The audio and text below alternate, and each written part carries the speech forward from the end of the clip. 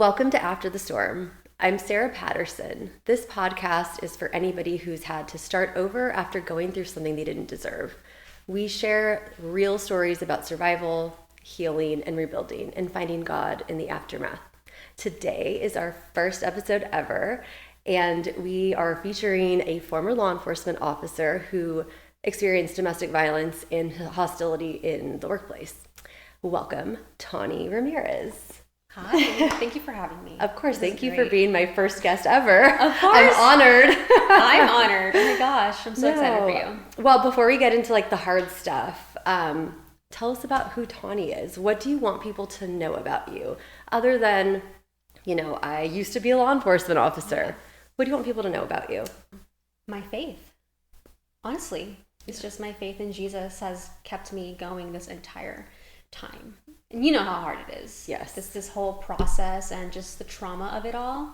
It's just really, my faith has really strengthened throughout this whole time. Where do you think that you'd be without your faith? Probably dead. Yeah. To be honest with you. I mean, it's hard. Mm-hmm. Nobody can ever prepare you for this type of trauma, to be honest with you. Do you find it, I know through my own experiences, I found it to be very lonely. And sometimes you in those quiet times when you're at home by yourself, you kind of feel alone, like there's nobody there. But then when you turn to God and you drop to your knees and pray and you open that Bible, you feel that strong presence. I don't know if you have that similar feeling, because it's such a lonely road, right? I mean, we know it. People don't understand what it's like to go through it until they go through it. Yeah. And then especially, we'll get into this. So I think that's a really important thing about you. It's your faith. Standing on your faith has made you strong, and it's gotten you to where you are today, right? Yeah. So you became a police officer. Yes. Okay. What inspired you to be a police officer? Have you always wanted to be a police officer, or was it just changed my mind, I decided to be a police officer? What was the reasoning? For sure. It was always there in the back of my mind ever since I was a little kid. So, I grew up in the heart of LA, in Koreatown, Los Angeles. Mm-hmm. So a lot of crime, not the best area. Yeah. And it was just something where I felt like there was a need for it, to be honest with you. Yeah. And it never left my heart. And I think, God probably put that in my heart. Mm-hmm. And so he gave me the push to just pull the trigger and apply, and I made it through. Yeah. Yeah. Did you ever have any experience with LAPD growing up, like any positive or negative? It was mostly negative because of the area where I grew up in. Mm-hmm. Not personally. It's just something that I would always observe, with crime being so high in those areas. But I thankfully, never really had a negative experience personally with law enforcement. Okay.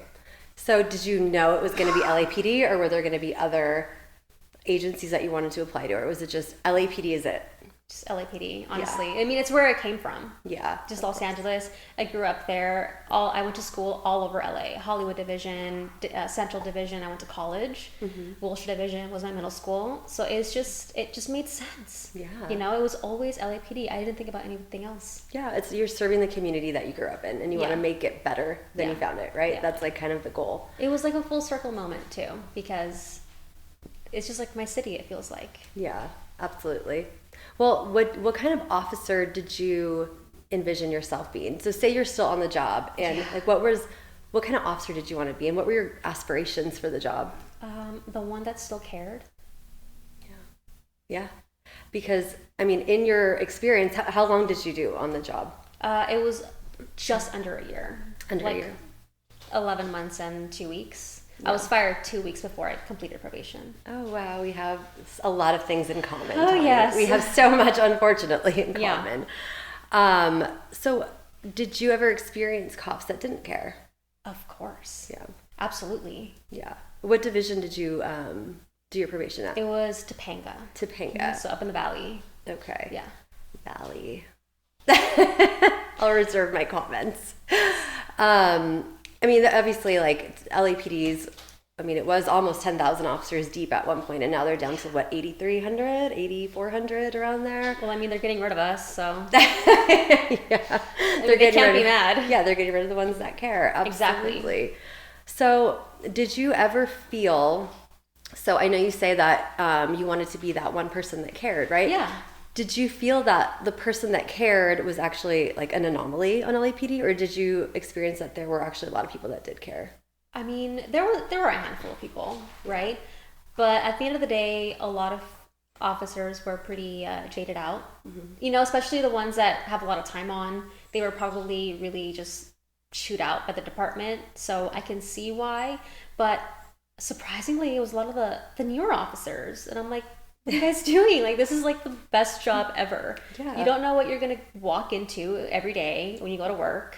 You get to like help people. Like, why did you do this if you just don't care? I think a lot of people come on the job nowadays for a paycheck. I think it's like, hey, I get a badge, gun, ID, and I get to make a lot of money, you know? And it's just like that status thing. Yeah. And just to be like on the other side of it, it's really, I mean, this is going to be really mean, but I think a lot of people think, well, once I have that uniform on, then I can get girls.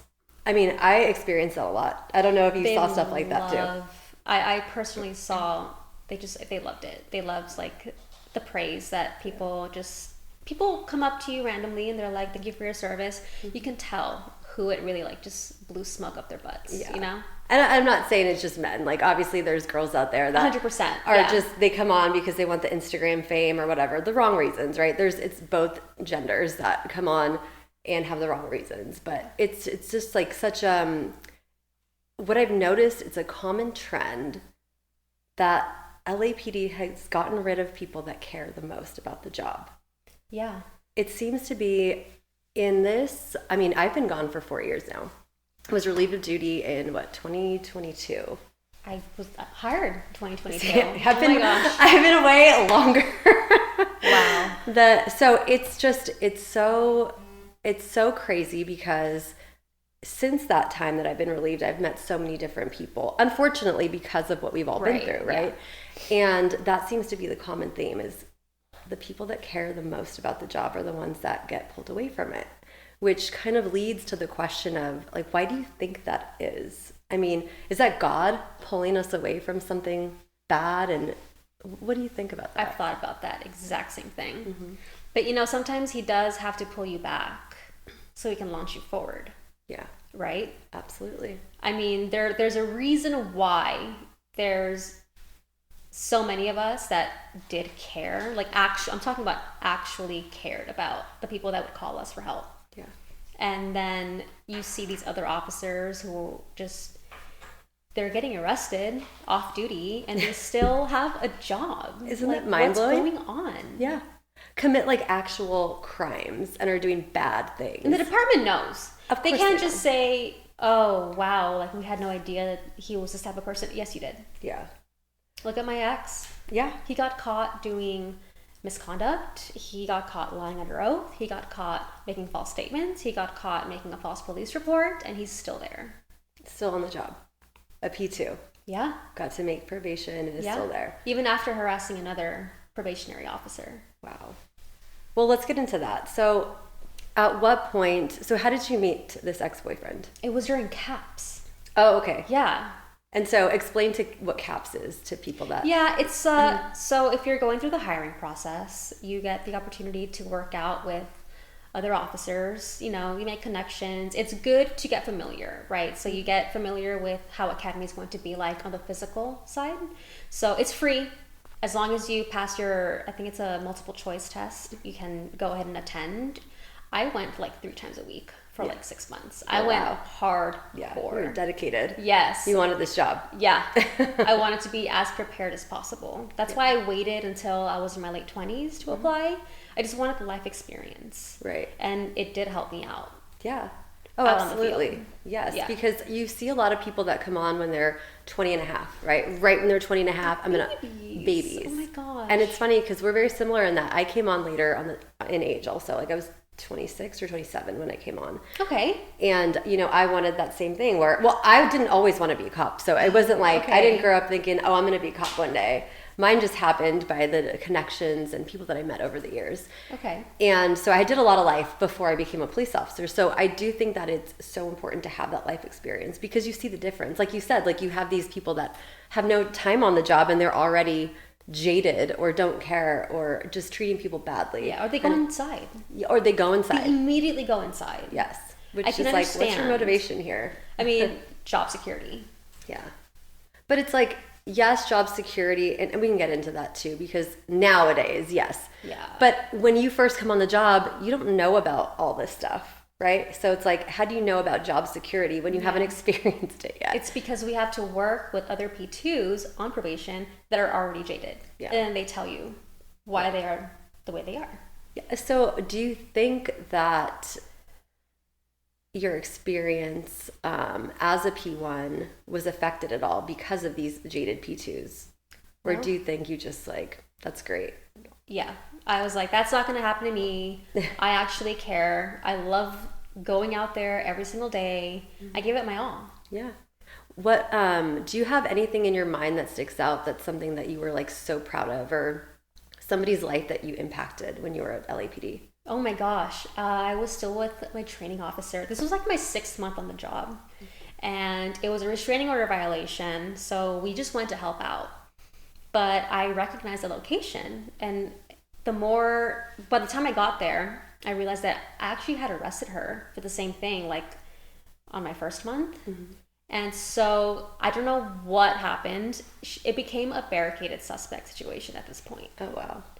And we could not get her to come out. She was armed. She had these huge dogs with her.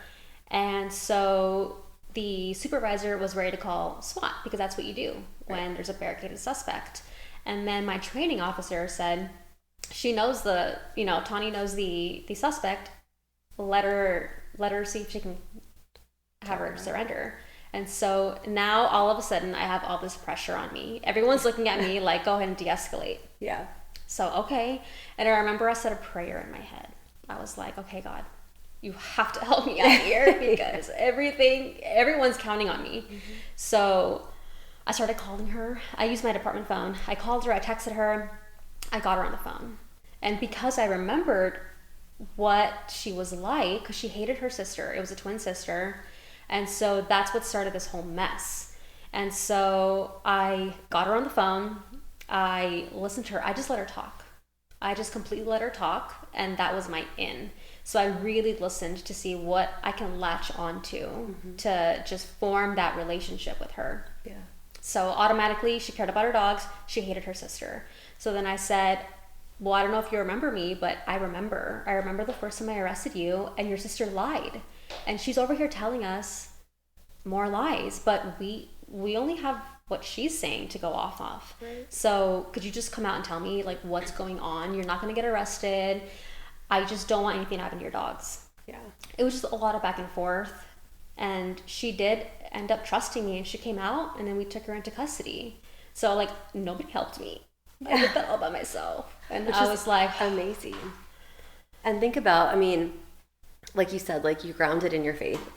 That's who Tawny is. You're grounded in your faith. And sometimes these things would be like to a regular person that doesn't have faith. I mean, saying a prayer is huge because that was God working through you. Yes. Absolutely. Because if you try to handle these things, God-sized problems, right? That is a God-sized problem that you can't do it as Tawny, but you can do it because God's on your side. And he gave you the words, the ability to communicate with her and completely avoid a catastrophic. She was not having it with anybody else, even the primary unit. She was not. She was so 415. She was clearly armed. We all knew she had guns in there. Mm-hmm. I just went in. I trusted God. I asked him for help, and I knew he was going to help me, and de-escalated that entire thing with only 6 months of the job. Yeah, which is and incredible. And then the family wrote me a commendation. Oh my gosh. And it was so sweet. Yeah. It was so sweet. I mean, you essentially saved her life that day. Yeah. And just by listening, right? And that's what, it's so funny when people, because I've been on quite a few podcasts too, and all the comments about female cops, right? Oh, yes. Don't you love them? I love the comments. I can't wait to see the ones on here. Yeah. But it's so funny because people say like women don't belong in law enforcement, right? That's like a common, like hateful comment that people say, like, yeah. But you put a man in that same situation. I'm not generalizing, like all men are incapable of, being gentle and kind and listening. But you have a young probationary officer come in that's has a great memory because you remembered stuff about that first. You remembered the location, who she was, stuff that you'd spoken about 6 months prior, and you were able to open up your heart and your ears and listen to her and de-escalate the situation. How many people could do that? I guarantee a tenured P3 or a sergeant couldn't have done that job. They just want to get it over with. They're just like, let's move on to the next call. Get this girl out of here. And if, if she's not responsive to you, then it's like, all right, whatever, let's wait for SWAT. I've seen it happen. They're just like, whatever, we're just gonna wait for SWAT and just force entry. And that's like, I think that's kind of a general theme here, is like the lack of compassion, right? And that's what you gave her, was compassion. It's like, you're not just a radio call, you're a human being, right? And it's funny because in church a couple weeks ago, they talked about being quick to listen and slow to talk, right? Yeah. And that's working through God. That's what God wants. He wants us to serve others through us, right? And the main thing that in the Bible repeatedly it tells you to listen. Yeah. Listen. And so many people just want to get out there and start talking and talking and talking and talking instead of just opening your ears and talk slowly. Well, it's a lot of ego. It's a lot of like, no, you listen to me because I'm the cop. Yeah. I saw a lot of that. Yes. And that's how you just, instead of de-escalate, they're going to completely just go for 15 on you. Yeah. You can't have an ego out there. Especially, nobody respects cops now. Yeah. Like, what makes you think you can just be like, I'm wearing the uniform, you listen to me? They're not going to listen to you. Right. You have to respect is earned, right? That goes across the board in all aspects of life. Respect is earned. That's why I think there's been such a huge disconnect with the community and law enforcement. I mean, it goes back all the way to the Obama administration. That's kind of when I started to see the divide between the police and the community, right? Like, there was like a huge tear. But we're not going to get political, but that's kind of when I noticed it, just for like timeline wise. And, it hasn't helped that the police are so grounded. And I was guilty of this just as well, right? You'd come across somebody and it's like, people are, talking shit, it's like, oh, like, F you. I'm trying really hard not to cuss. I'm very much like, I'm trying so hard not to swear, because what you say matters, right? Yeah. Things that come out of your mouth, it matters. So I'm really, really trying to focus. It's hard though. It's really hard. Issue. But people will say things that insult you and stuff like that. And it's so easy to just shut them out and look at them like, yeah, whatever, move on. It's harder to look at them as human beings, like what you did in your scenario, right? And that, I think, is like, we go back to that word compassion. And I remember talking about that in like orals before, when I've had to apply oral for sergeant and detective. Mm-hmm. And I always use that word compassion, because that is what the job is. Yeah. It's compassion. And people do the job for the wrong reasons. Which jumps us into my next point that I want to get to, is you experienced domestic violence. Yeah. And this goes back to, you met your ex-boyfriend in CAPS. Did you go to the academy together? We weren't in the same class. And it's still kind of weird to say, I experienced domestic violence, because it's not your typical domestic violence case, right? So for the longest time, I was like, no, because you don't arrest for like emotional domestic violence, right? You arrest for the physical part. Right. So it's still like, wait, no, I did experience it, because manipulation, threats, coercion, the stalking, the harassment, that is all domestic violence. Yes. And so, yes. So we kind of went to the academy together. He was 1 month ahead. So he was the class ahead of me. Mm-hmm. And so it's funny, because it took me a long time to date this person, because I think it was like 7 months. Mm-hmm. I was just like straight up rejecting him. Yeah. But he wouldn't take no for an answer. And so the scary part is, during those 6-7 months, he pretended to be this really sweet, like the ideal guy to date. And I quickly found out, no. Yeah. I made a huge mistake. Well, I mean, people like that are very good at hiding who they are. That's scary too. It is like, really scary. What the hell? It's like night and day. Yeah.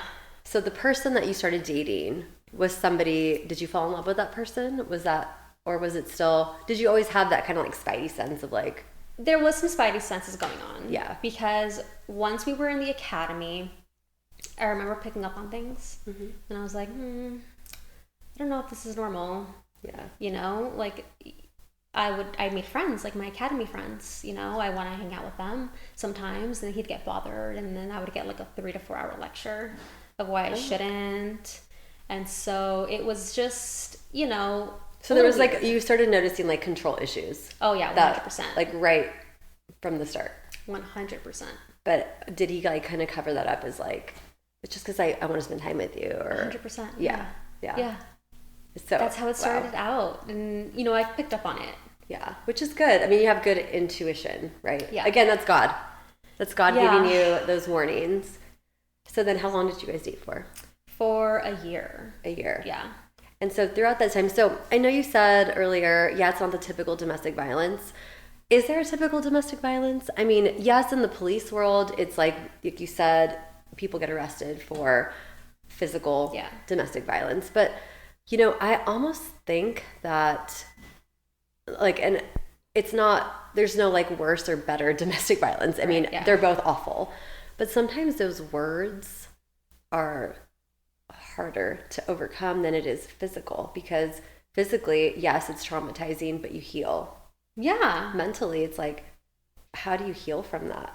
Like I just said, words matter. So when you say something, it's not, you can't take it back. You can't take that back. It's, you said what you said, and it affects you. And again, I'm going to go back to a church reference, because our pastor talked about, whoever came up with that saying, sticks and stones may break your bones, but words can never hurt, is full of crap.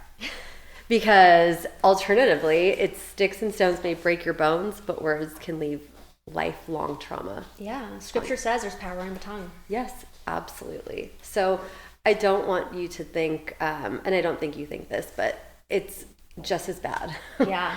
Verbal domestic violence is just as bad as physical. And sometimes it's worse. Well, here's the interesting part. Like, he never insulted me. He never, you know, called me bad names. It was all, I want to say, calculated. Yeah. Because it was all about control and looking through my phone and my laptop, going through my room when I wasn't there.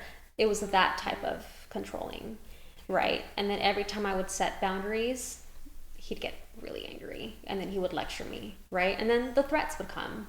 Like, he threatens to get me fired. And that's because I wanted to break up with him, like, I think maybe 4 months in. So for the rest of that year, it was me just trying to survive. Specifically, I just wanted to pass probation and then break up with him. Yeah.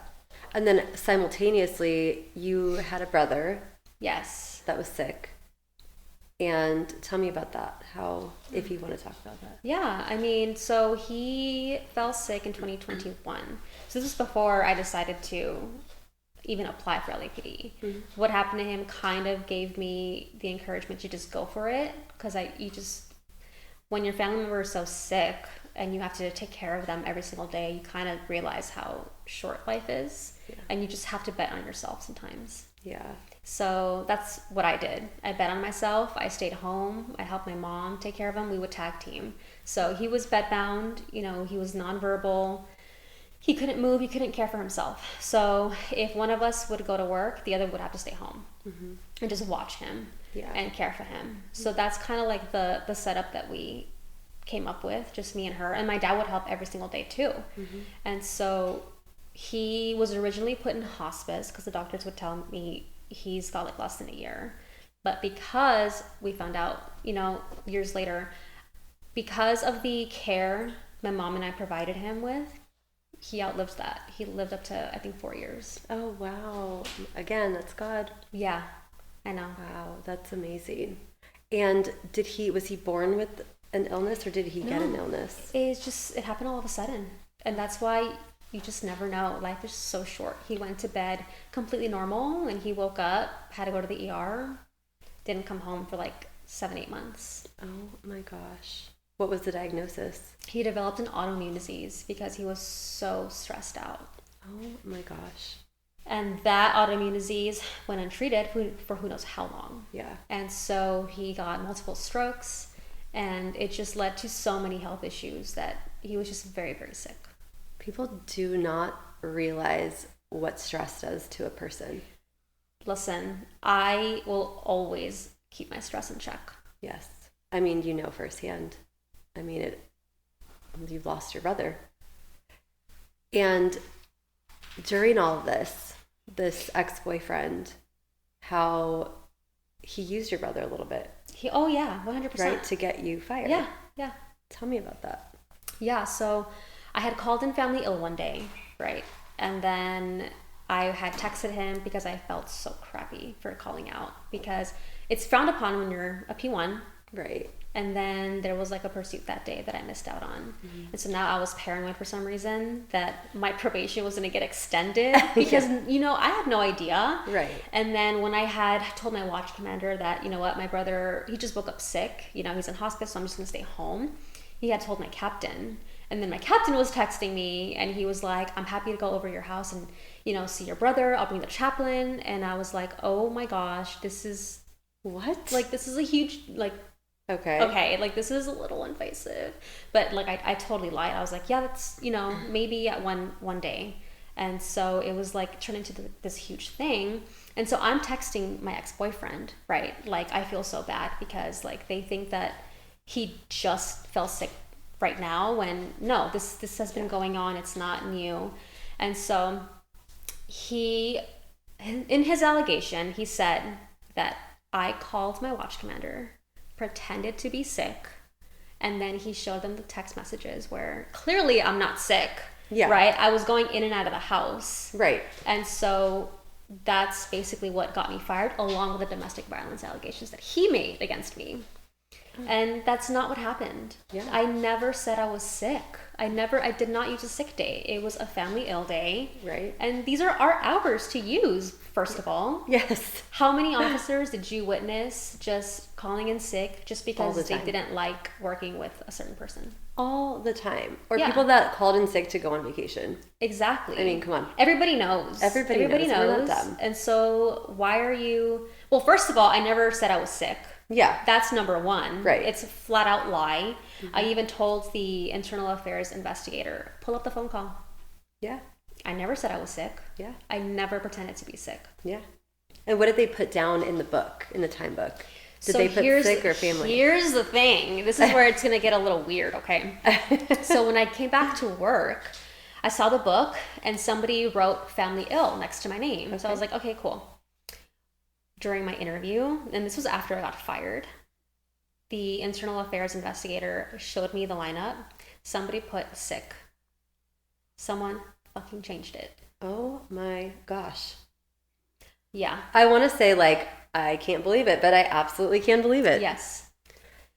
Wow. And I had texted, because when I broke up with my ex-boyfriend, some time went by, and I started dating my now boyfriend. So we've been together a few years, but when I came back to work that day and I saw the book, I had texted him like, oh, cool, like they put family ill, so I don't have to like talk to whoever in training. Yeah. So there is a text message saying the book says family ill. Yeah, you can. So you have receipts. Why am I now seeing after these allegations that it says sick time? Yeah. And who did it? Do you know who published the lineup? I have no idea. It has to be. It had to be the watch commander or whoever. But it would be curious to know. I mean, we'll discuss that off tape. Yeah. But 100% someone changed it. Yeah. Wow. And you know, the investigator was so... I saw her demeanor when she gave it to me. She was really confident. Yeah. And the shock on my face when I saw sick. Like, that's not what happened. And so I kept telling her, you have to pull the phone call. I never claimed to be sick. I never said I'm taking a sick day. Don't you even have the text message from the captain that said, hey, want to send the chaplain over? Yeah. They're ignoring all of it. It's like, no, you're not supposed to leave the house. You were leaving the house all throughout the day. And it's funny because the day of my hearing, Nicole, my attorney, she had my ex-boyfriend read the sick time policy. Mm-hmm. And then she's like, does it say anywhere you can't leave the house? And he's like, no. Wow, it would be nice if you knew the policy before you made a complaint against somebody. Yeah, right? He even said I don't even know if I saw her that day. Okay, so how do you know I wasn't sick? Mm-hmm. What is wrong? Like, it's just vindictive. He had an agenda. But to use my brother, though, that was low. That's a low. That's really, really low. Yeah. And so what was the allegation for the domestic violence? So, I mean, so he made this complaint against you for alleged abuse of sick time, which we've established didn't happen. And there's another component to it. Yeah. So then he accused you of domestic violence. Well, so after I broke up with him, some time went by and I thought it was fine until it wasn't. Mm-hmm. So then he started texting me and he was really aggressive about getting back together and how he's not doing well and how he's just losing control of himself. And he was adamant about meeting me in person, in private, alone. And so I would repeatedly tell him in text, I am afraid of you. I don't trust you. You have other intentions. He didn't deny anything. And he was just spiraling. And it's all in text message. Mm-hmm. So long story short, I was now in fear for my safety. So I went to the detective violence detective at Topanga Station. And I spoke to her in private. And she brought the DV advocate along too. Mm-hmm. So I asked her, how can I get a restraining order? I did not want to make anything official, like with IA or anything, because he had threatened me. Every time I tried to break up with him, he'd threatened to get me fired. Right. So I just wanted to keep it on the down low. Yeah. Unfortunately, I did tell her everything that was going on. I showed her the text messages. She did feel like I was in danger. So she told my lieutenant. Yeah. She has to. It's a mandate. My lieutenant called me in, so he had me explain everything, so I had to repeat everything. He also was like, oh, like, girl, you're in danger. So he told IA. Yeah. And so they kind of ambushed me at end of watch. And so I had to stay at the station and talk to them. And so I filed the complaint first. Mm-hmm. The department, their own people were helping me get restraining orders. Right. So where did it go wrong? So, you also believe I'm in danger. Yes. Hello. Yes. Right? Mm-hmm. And so I also told them I don't feel comfortable making a report, or whatever complaint. He's threatened to get me fired. And I was actually honest with them when I said, look, I've been applying to other agencies because I'm trying to get away from this man. But every time I would apply somewhere, he would apply behind my back to follow me. Oh my gosh. Literal stalker. I only Literal wanted stalker. LAPD. Right. But I felt for my own safety, the only way I can really get rid of this man is to go to a completely different agency. Which is so sad. So I was transparent about that too. Right. And I told him, I don't want to leave the department, but I feel like I have to because he has been trying to follow me. Even when we were talking about the wish list for P2s, right? He was not stopping on, what are you going to put on your wish list? It'd be so cool to work together. It's I don't want to... Where was he at? Where did he go for probation? Wilshire. Okay, so he was at Wilshire. Mm-hmm. You were at Topanga. And then just for people that don't know what the wish list is, the wish list, when you make probation, you get a wish list in the academy also. Yeah. So you get a wish list of your top 3 divisions that you want to go to. And then when you are about to make probation as a P1 to P2, you get to do another wish list. Yeah. And so that's where your probationary period is only 1 year long, sometimes longer depending on the needs of bodies at stations. And then you wheel, we call it the wheel, you wheel to your permanent division. And so you could stay at that division forever as a P2, or you can promote and try to get into different units. So that's what the wish list is. Yeah. So you get to, so this ex-boyfriend, was hounding you. What's your top 3? Cause I want to work with you. He was legit. Yeah. What watch are you on? What watch are you on now? Who are you working with? Yeah. It was just a lot. Yeah, that's overwhelming. And I'll be at work and he's why aren't you responding to me? I'm at a perimeter. What do you want me to do? I can't. Number one, I'm a P1. I shouldn't be on my phone, so leave me alone. But so how long into your probation did you guys break up? On my 8th month, I broke up with him. Okay.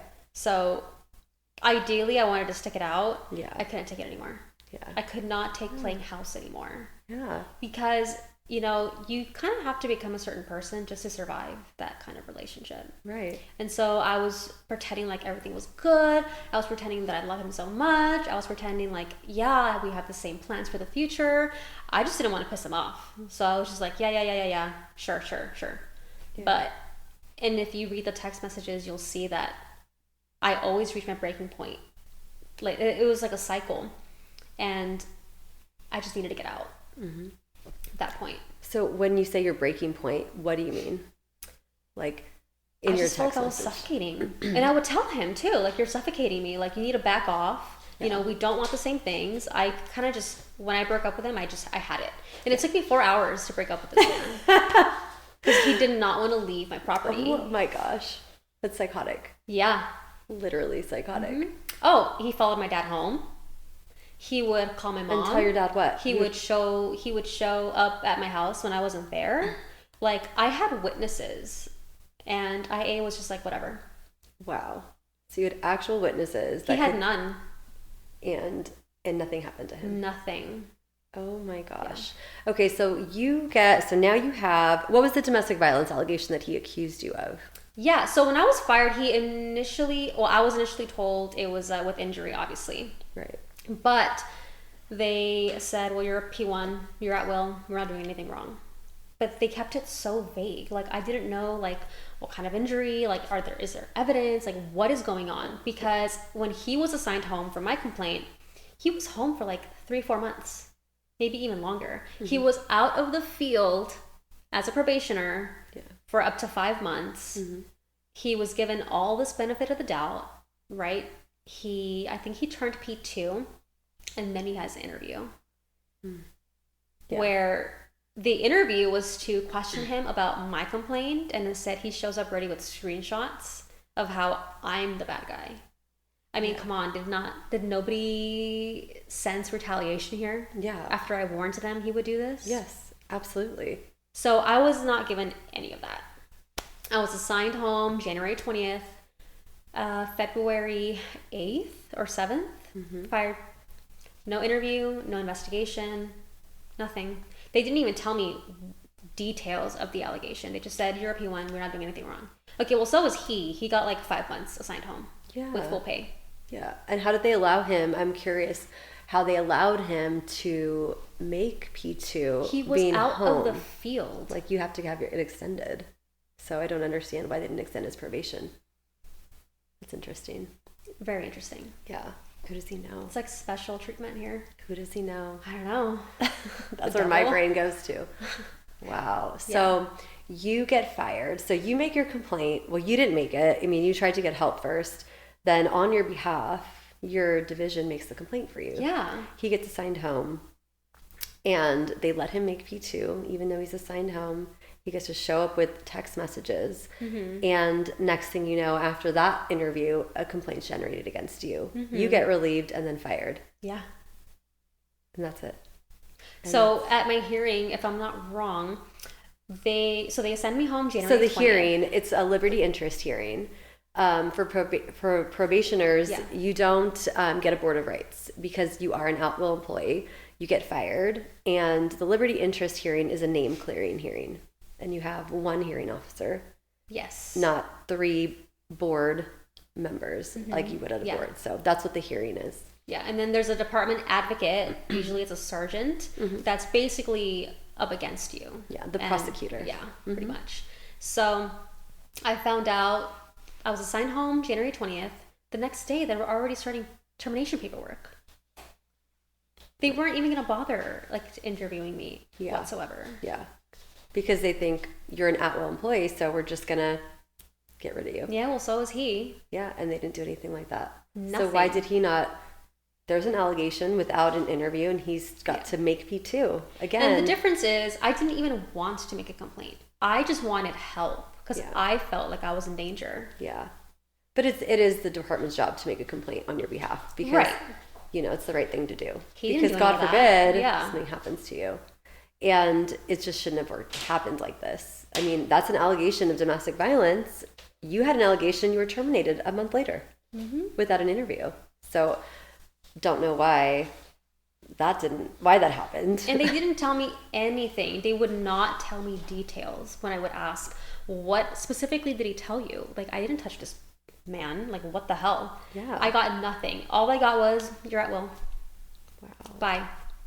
I had to find out because I think I called someone from the league later that night because I was told to give him a call. Yeah. And he mentioned photos of bruises, and I was like, what the hell are you talking about?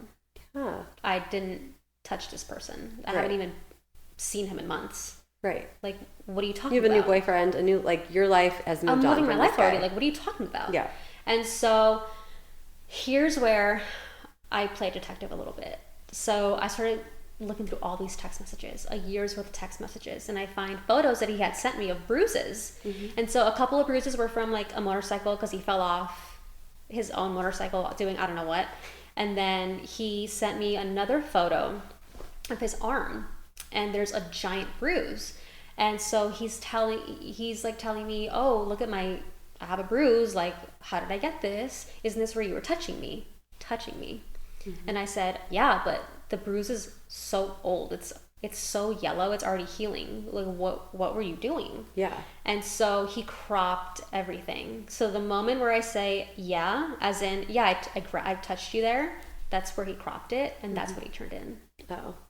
And they didn't think to see the rest of the messages? Well, he blamed his attorney. He's like, well, my attorney said that this was enough. I want to ask who his attorney was, but I don't want to know. I don't believe that 1 second. Yeah.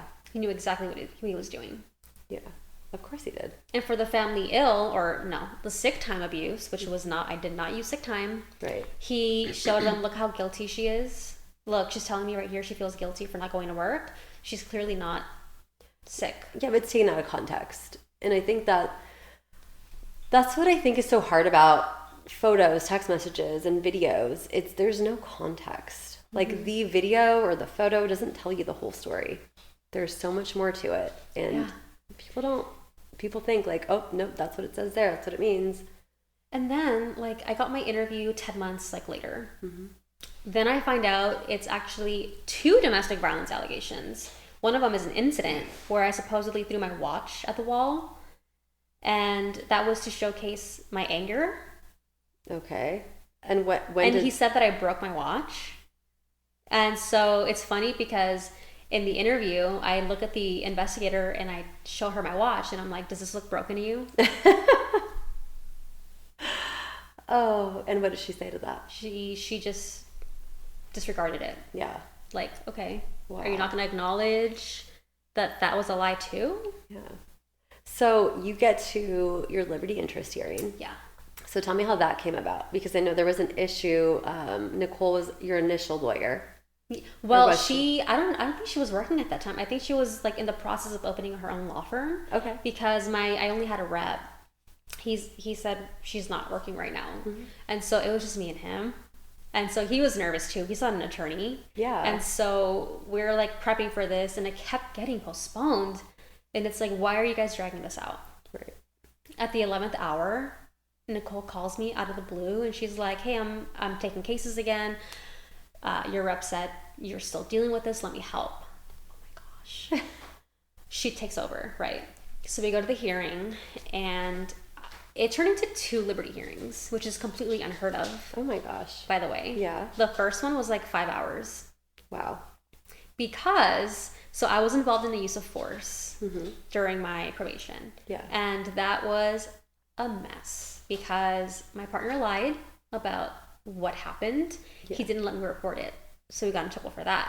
Okay. And so I ruffled feathers because I was telling them he's lying, he's a liar, that's not what happened. So it was him versus me. Right. And so the department told Post that's why I was fired, was the use of force. Oh, but that's not what you were fired for. No. You were fired for domestic violence. Yeah. Alleged. So now we're like, which is it? Yeah. So it was 5 hours of that. Like, why are you telling Post something completely different when you're telling my client she was fired for something else? Right. And so the department advocate, the prosecutor, she brought in the post sergeant to like explain the situation. She should not have done that, first of all, because he sang like a bird under oath. Wow. Yeah. Well, yeah. They admitted they don't report first-time domestic violence ever. And you have to. So listen, he said we do not report for first-time misdemeanor domestic violence. We have not been doing that. Okay. And then he says, oh, but I reported Tawny last week. Oh. We're a year and a half out. Why are you reporting me now? After you just said that you don't do that? Yeah. And so what was the reason for that? Did he say he had an Well, he laughed because Nicole said this is clearly retaliation. Like, we're digging into this and now you're deciding to report her. Yeah. He said there's 10 days for the department to report misconduct. We're a year and a half out. And so when she mentions retaliation, he starts laughing on the stand. Yeah, that's not telling. Wow. He started laughing. Wow. I'm not surprised. Well, what's funny about that is, so I've been fired for what year is it? 20? Right now, 26. 26. So almost 3 years I've been fired. In June, it'll be 3 years. And I just got a letter from Post. Me too. So it does beg the question, why now? Right? Well, they kept me on the books for a year after I was fired. So for a year, I was showing up as an employee still with LAPD. Yeah. Well, Why? Yeah, why? That's not normal. Right. Whatsoever. Yeah. I couldn't even get health care because like the It showed that you were government, employed. yeah, they would run my information. They're like, no, you're still showing us employed.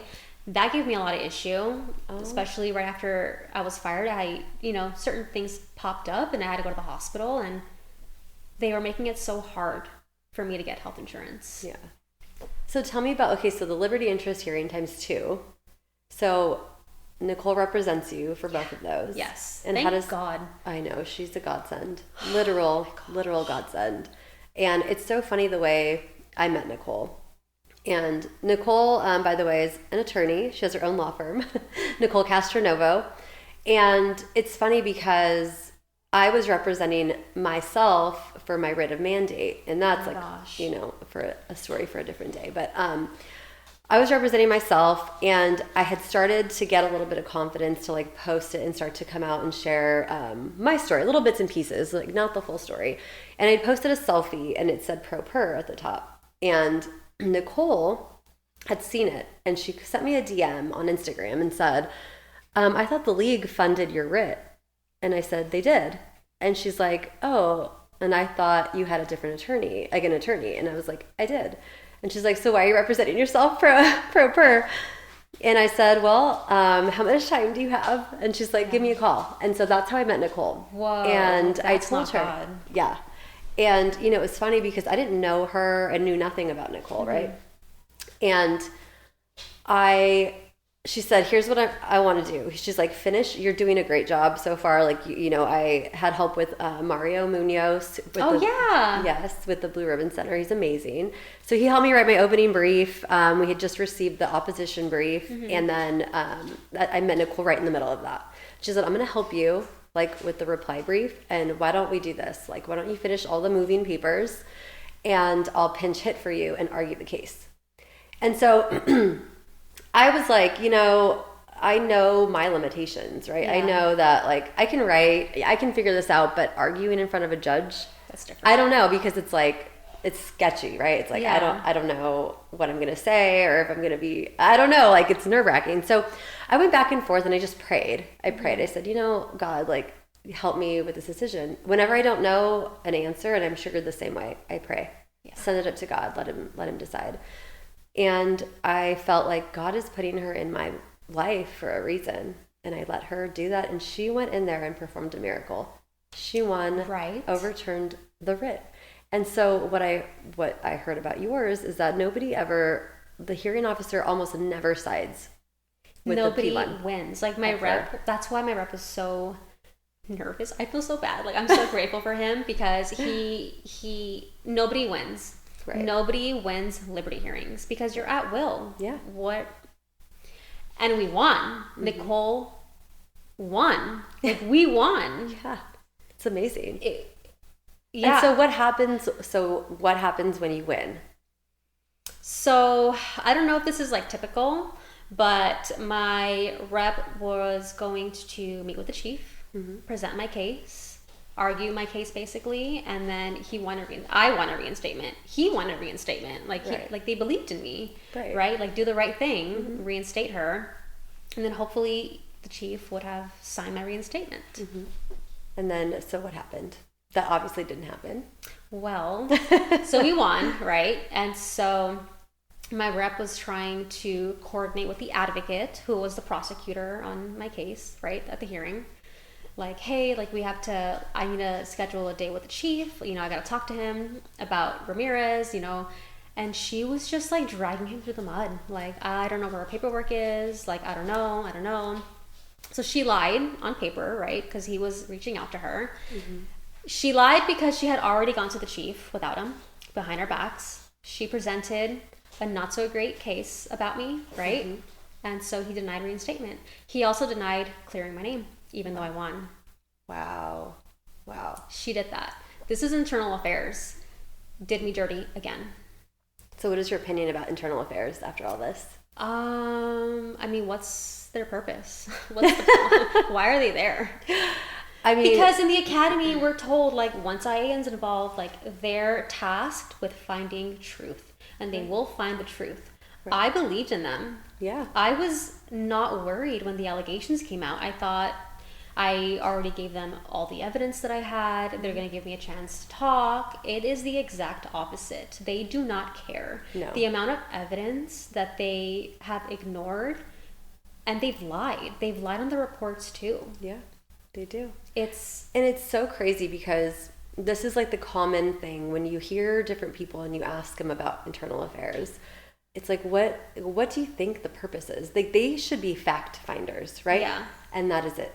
Find the facts. Don't let your opinion jade your opinion of this officer or the situation jade your investigation. Yeah. But it just seems like that happens more and more. They get this bee in their bonnet and it's like, nope, I don't believe her, so we're going to do what we can to get rid of her. There's something going on because it's definitely a power trip, right? There's clearly a gender thing because a lot of us that have, talked to each other that are going through similar things.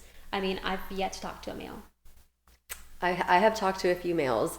I do think I have noticed it's a lot in my experience in the last 3 years with connecting with people. There's been a lot of females. There are males too, but it's always those.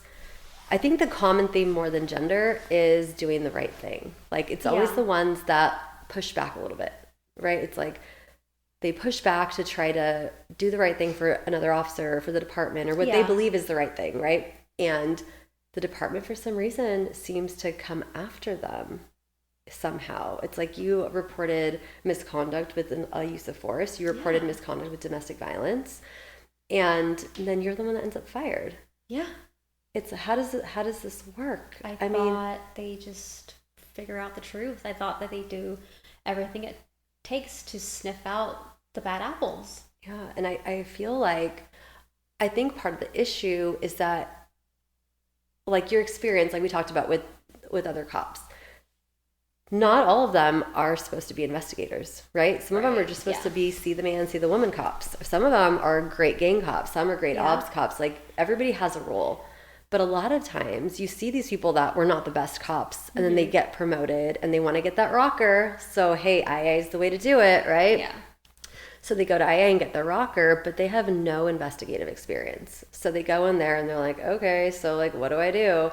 And they start to learn on the job how to investigate. And so I think that's a detriment to the officers because you have people that lack that investigative skill and knowledge to actually properly and thoroughly investigate, and then the ones that the investigators that the department thinks are these amazing investigators, they're not amazing because what makes them amazing is that they're getting the result that the department wants. Yeah, exactly. So, and that's why I have my gripe with IA. Do I think that there's a purpose for IA? I do. I think that IA is important to checks and balances, right? Like you have to have it, but there's a right way and a wrong way, and they are so far down the wrong way where it's just not a fair system anymore. I mean, maybe the initial when IA was first developed, it was the right reasons, the right people, the right investigators, and the right outcomes, right? You're like, I looked at IA before as like, they're going to get the bad guys, right? These bad apple cops, exactly. they need to go. Not these people that are victims of domestic violence, that are reporting misconduct. I mean, making minor mistakes. And that just seems to be such a pattern. And it's not just LAPD. It's not just LAPD, because I have met so many people from so many agencies. It's everywhere. It just seems so targeted. And there's been some shift in this world, and it's not a good one. So, so tell me, so when were you fired? When was that date? It was February 8th, 2024. So 2 years. So tell me about those 2 years. Like, what were your thoughts when you were fired? What was that? Like, what did you go through? I mean, when was the last time I had sleep? Mm-hmm. Yeah, you replay it over and over and over. It's almost like PTSD. Yeah, because you start replaying everything in your mind. It's like in a loop. Mm-hmm. And then you go through these moments of hope, but also you just feel so alone and isolated. Yeah. And now you also have to scramble to survive, because now you gotta look for a job, but now we're overqualified for like every job out there. Mm-hmm. So it's hard. It's really, really hard, and it's not fair. No. Like, what are some of the thoughts that went through your head about yourself, about the department? Well, like, your identity, it's gone. Mm-hmm. So now it's like, so now where do I go from here? Mm-hmm. Exactly. Did you feel that being a police officer kind of became part of your identity? A part of it, yeah. Mm-hmm. Because it's all I wanted, ever since I was little. And for me, it's like I finally accomplished the one thing that I thought maybe I couldn't do. Yeah. Right? And I was so eager every day. I was eager to just do the job, get my hands dirty, and learn, because there's so much to learn. Yeah. Even after probation, you're still learning, mm-hmm. right? So I wanted to do a lot. Yes. And it's like all of a sudden now I'm trying to scramble to survive. Yeah. And where were you living at your parents' house at the time? No, so it's my house. It's my property. Your house, okay. Yeah. So my brother and I bought it for my mom, and so we still live there. And so I'm still there in South LA. Oh, nice. So how was your support system like throughout this? So obviously I had my parents and I had my boyfriend. My boyfriend has been with me since day one. Oh my gosh. Since a good man day right there. One. It's not easy. It's not. I mean, like, I'm sure your husband did everything that he could to make you feel better. Yeah. Or to make you feel happy. And it's just...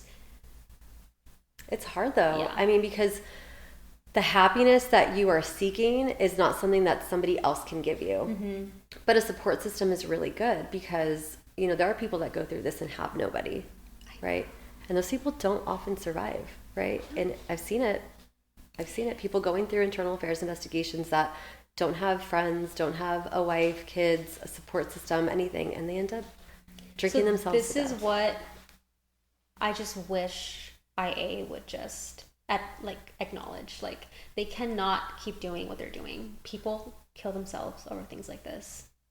And you strip someone of their identity, what do they have left? Yeah. Because not everybody has faith, right? Not everybody is grounded in their faith. Some people are, but then they, you talk about the book of Job. Look at Job. Yeah. And he was like the most faithful servant. He was a righteous man. Mm-hmm. He was a righteous man, and God allowed the devil to take everything from him. And Job's story didn't make sense until the end, right? Yeah. Yeah. Until the end. And it's so funny, because it's just a different perspective of looking at it. Is, you can't look at it, going through hard times isn't just the devil, right? It's not just the devil, or it's not God forsaking you. Right. But it's God bragging on you, mm-hmm. right? Like, look at how faithful they are to me, that they can go through all this hard stuff and still have faith and still turn to me, right? Yeah.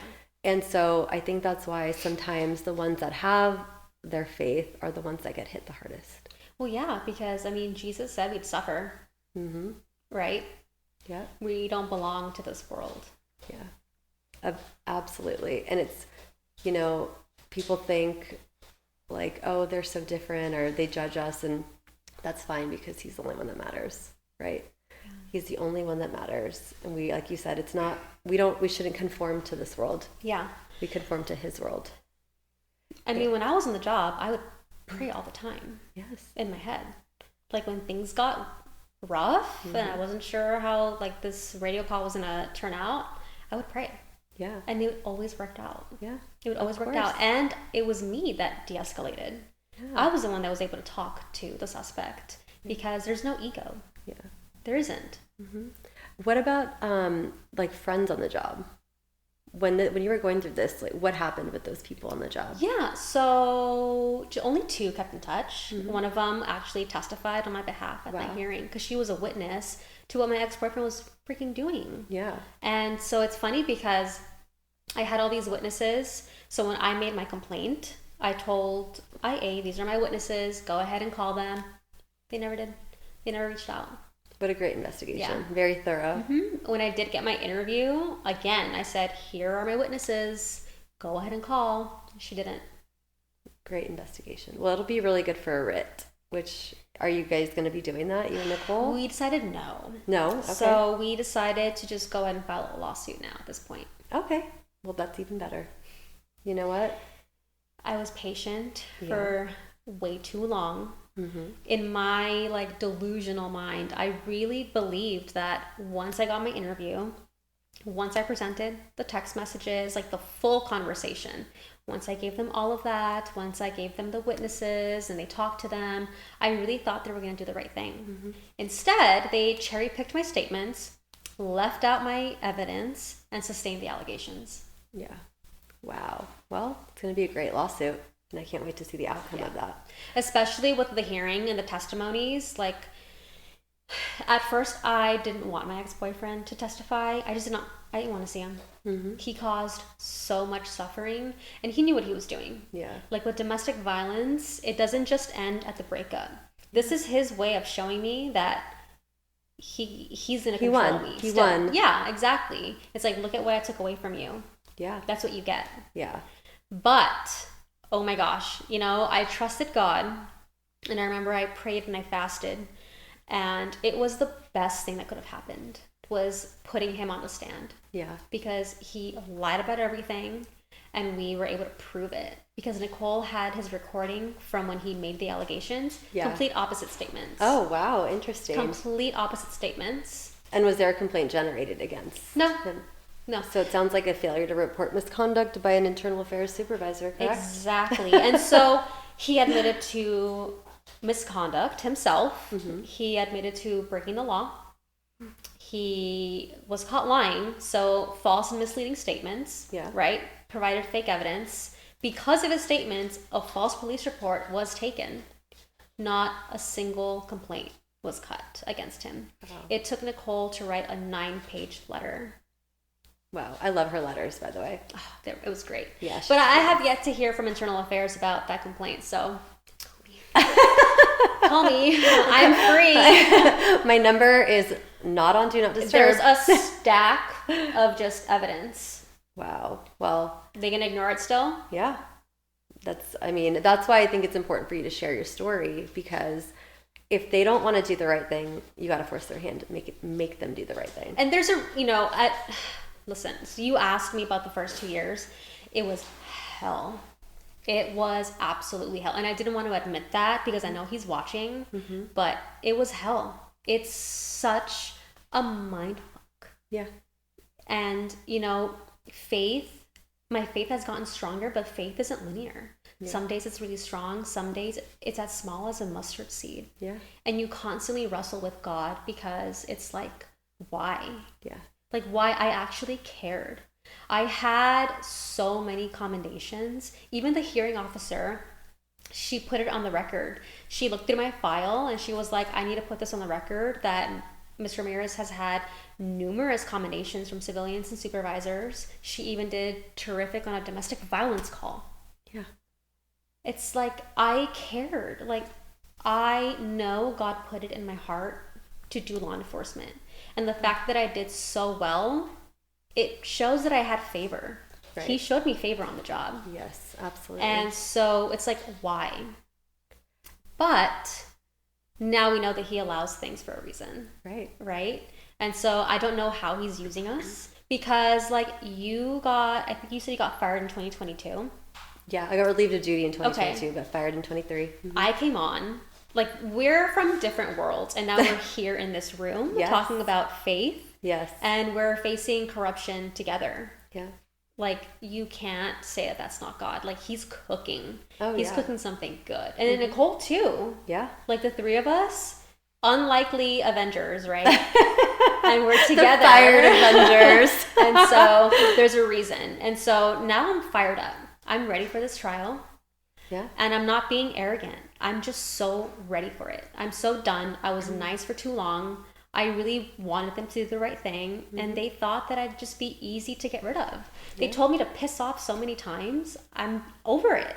Yeah. I'm over it. Yeah. And for me to win a hearing that is never won, only for them to take it from me again. And the way that she did it, it was so schemy. Like, really? You're IA. You tell us not to lie, but you literally lied to my rep to get to the chief alone. Yeah. That's what they do. And there's zero consequence. Zero. And that's why this is so important for you to follow through with it. Yeah. And going back to your statement, like, God put it on your heart to be a servant, right? Like, to serve others. Exactly. And it's funny because I've had those same thoughts of like, why me? Like, I mean, I've had sleepless nights. I'm sure you can relate to that. Yeah. Sleepless nights, stress through the roof. How am I going to get a job? You know, and I'm old, like, you know, I'm in my 40s. And so imagine having to start over after an entire career.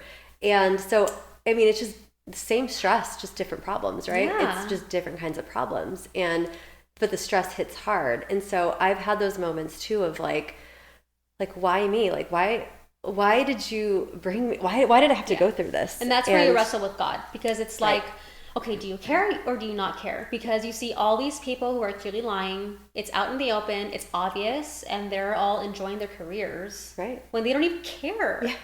They're literally lying and doing the wrong thing to get innocent people fired. Yeah. And they get to continue living without consequence. I was fired for honesty and integrity when they've shown they're the liars. Yeah. And it's like, whatever. They're so arrogant about it. Yeah. You know, I got 2 post letters. One for the use of force, because supposedly I was fired for that. They closed it. Right. It was like, no, this is...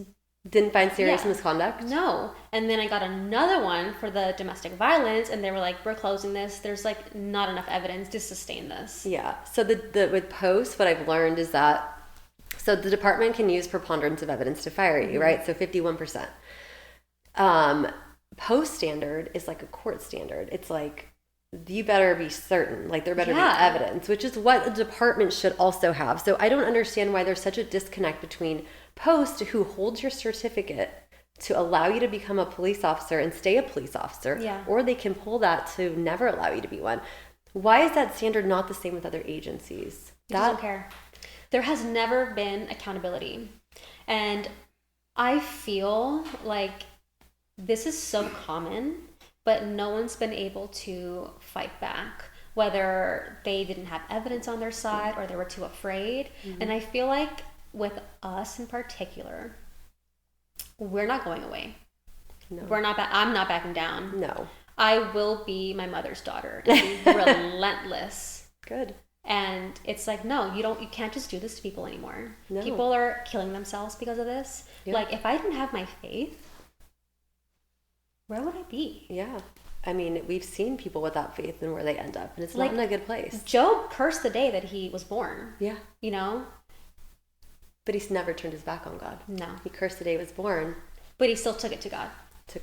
He still remained faithful. Look at Joseph. He was framed too. He was sold by his family. Yeah. He had false accusations. He was thrown in prison. But God used that to elevate him. Yeah. If he hadn't gone to prison, he never would have become who he became. Right. Jesus couldn't get to the cross without Judas. Mm-hmm. Yeah, absolutely. And going back to, you know, the why me thing, it's like, so one of my old lieutenants reached out to me recently, and she was just an amazing human. I loved my old lieutenant. She was awesome. And she reached out to me and said, you know, it sucks what you went through. Like, you didn't deserve it. You were a great supervisor to your officers. And she's like, truly, like you did so much good, but look at how much good you're doing now. Like, you have to open your eyes. Like, you were focused on you were a den sergeant, right? So I had 10, 12 officers. Those were my guys. She's like, now you have the whole world.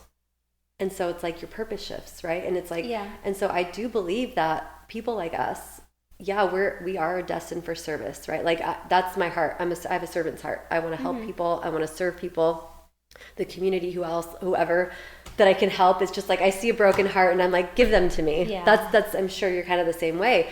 It's this calling of wanting to make people better and share Jesus's word with everybody else and help them get on that path so they don't end up in that dark place. But think about it. When you're, like she said, like when you're on LAPD, your group of who you can help is this small. And when you're not on LAPD and you have a platform like this and things change and you have a voice and you get to go on the news and tell your story, go on podcasts and go into a courtroom and share, think about the lives. It's not just LAPD people you're making a difference for. You're going to affect people down the road, people that potentially could go through what you went through. Yeah. And look at the expertise you've gained. You probably know more about this process than anybody else on the job. Right? Yeah. Right. Yeah. I mean, if I ever get back, God willing, like, I know exactly how to navigate. Do you even want to go back? I would, yeah. To LAPD? I would. I do think, and I don't say this often because not everybody, shares the same faith. Mm-hmm. I heavily believe that if that door opens, it's God, 100%. Yeah. And if it opens, then he needs me back. Mm-hmm. Yeah. And who knows, maybe we were pulled back to gain this specific experience, but also to completely lean on him. Yeah. For if we ever do go back, we're going to do things differently, I think. Yeah. Because like one thing that I noticed, and it could have happened to you too, but I grew up Catholic and went to church, pray. And as my time on the job progressed, I stopped going to church and I didn't pray as often. Mm-hmm. And you do become sucked into that law enforcement life of like, I got this, like, you're so drained and overwhelmed from the day-to-day. I mean, we see so much evil every day, constantly. And I worked 77th, and that was Southeast 77th, Newton, violent divisions, right? They're very violent divisions. I'll even throw Southwest in there too. But very violent divisions. Yeah. And I'm not saying LA in general is violent, but those were the most violent ones. And you see people getting murdered on a weekly basis, if not daily basis in the summer. The devil at work. This really is his playground. Yeah. It's like you go through this and then you have to just put it out of your head, go home to your family and be normal. And so you do this day in and day out, day in and day out. Where's the time that you set aside for God? You push that out. And so I truly believe going through all of this and having these moments of like, why me? And, is God needed to strip all of that to rebuild you. And he said, you are too far away from me and you need to come back. And you can't continue being like this, because who knows if I stayed on the job where my mentality would have been, because it was certainly not as strong as my faith is now. It was always like, I believe in God and I'll say the occasional prayer, but the relationship that I have with God now cannot be broken, cannot be broken. And I think that is such an important process. It's the whole, forging gold, it needs to be put through the fire. And for us to be solid in our faith, we had to go through this. And now look at the impact that we can make on other people. And what do you think was your boyfriend, is he also strong in his faith? Yes. Yeah. And how does that, because your ex-boyfriend, did he believe in God? Was he faithful? Well, he said he did. But his actions didn't show that. Did he pray with you? No. So, he definitely used scripture to keep me with him. Yeah. Manipulative. Yeah. God doesn't like that. So you mentioned identity, right? Mm-hmm. A lot of us find identity in the badge. And so I feel like that was a huge no-no for God. Yeah. And so I also think that's why he stripped this from us, because he said, no, you can't do this. We do, as believers, need to have our identity rooted in Christ. Yes, absolutely. And who knows, maybe we are going to get back on the job. I don't know. But how lucky are we that God saw where we were going and he said, no, you have to be close to me at all times. Not everybody gets that. No. People get to just continue down that road, and he's like... Yeah, and he lets them. Yeah. So what is it about our purpose that he is constantly on us? Like, nope, you're straying away. I'm going to take it from you now. Yeah. Come back to me. Yep. There's a greater purpose. Yeah. It's truly a greater purpose. But it is like, you feel chosen almost. Yeah. It's like, we're the chosen ones to go. We're strong enough to do it now, because before, I mean, I went through, you go through it like, how am I going to get through this? Do I have the strength to go through a lawsuit? Do I have the strength to go tell my story? Because you know what comes along with sharing. The haters, the comments. Yeah. And we have those that like to see us suffer. Oh, yeah. Yeah. But, like you said, how lucky that we were given that opportunity to suffer. Yeah. Right? And it's like, I get, every time I read my Bible or think about Jesus dying on the cross, it makes me so emotional, because it's like, God loved us so much that he sent his only son to die for us and suffer for us, so that we don't have to earn our way into heaven. It's given to us, right? Like, here we have to earn respect and earn all these things with people. Exactly. And in heaven, it's not earned. All we have to do is simply believe and trust in God. For me, a lot of people experience Jesus differently. Sometimes he reveals himself. For me, I feel like I experienced Jesus when I finally understood the crucifixion. And I learned about how horrible it is and what his body was going through throughout the entire process. Yeah. And he did that for us. Yeah. He literally did that for us. And so... And he knew it. Yeah. He knew it, and he told people what was going to happen, and he knew this. Imagine the anxiety you would feel if you were told, like, hey, when you're 33 years old, you're going to be found guilty by people that said they loved you. You're going to be thrown under the bus by people you were closest to. Yeah. And you're going to suffer this awful death. Like, imagine the anxiety you'd be living with forever. It's like, oh my God, is today the day? Is today the day? But not Jesus. No. He still loved and was perfect. Jesus was perfect. I remember I was going through like this really dark time, and I remember thinking, like, what is the point of this? Like, I entered my 30s, no career anymore. I have nothing. I'm living paycheck to paycheck now. I remember feeling completely worthless. And the weirdest thing, a random video popped up, and it said, whenever you feel worthless, remember that Jesus thought about you, specifically you, when he was on that cross. And that's what kept him on that cross. Yeah. Oh my gosh. How do you not accept, I don't know, how do you deny that? Yeah, you can't. You can't. We're so loved. We are so loved. And I don't know about you, but whenever I would have like those really, really dark moments, it's almost like I would get encouragement, or I would get some like reassurance in like the little things, whether it was like somebody telling me something random that resonated, and I knew that was God. Yeah. Just like nudging me a little bit. Yeah. Like he was like winking at me, you know, like I'm still here. So he would definitely do that, and he still does 100%.